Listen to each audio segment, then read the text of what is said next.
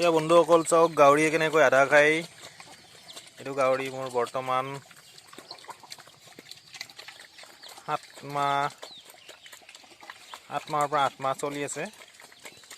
ইমানখিনি ডাঙৰ হৈছে।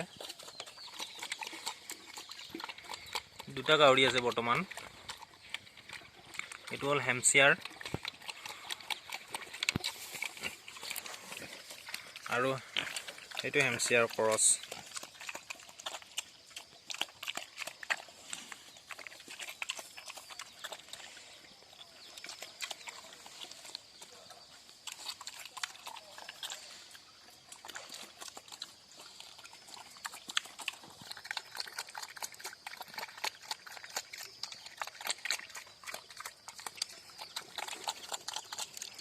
ইয়াত মই আধাত দিছোঁ গুদা আৰু ভাত। ইয়াত বেলেগ একো নাই।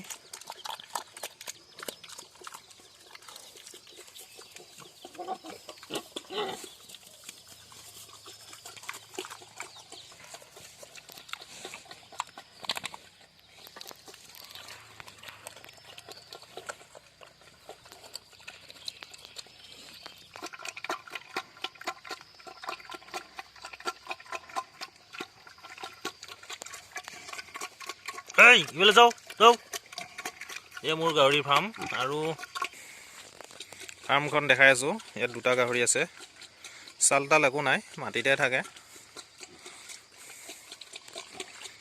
খেৰ পাৰি দিয়া হৈছে, খেৰখিনি খাই খেৰতে থাকে, বেলেগ একো নাই আৰু। ইয়াত আধা হয়, ইয়াত গুদা আৰু ভাত আছে, বেলেগ একো নাই।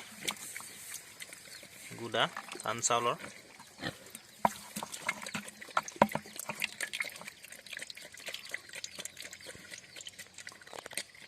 ইয়াত ধান চাউলৰ গুদা, ভাত, অলপ ব্ৰইলাৰ আধা দিওঁ, ব্ৰইলাৰ শুকান আধাটো, আৰু অলপ ভিটামিনো দিয়া হয় ইয়াত।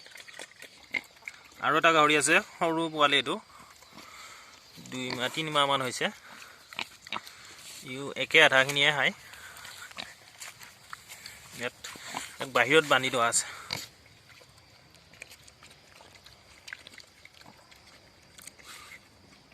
চাওক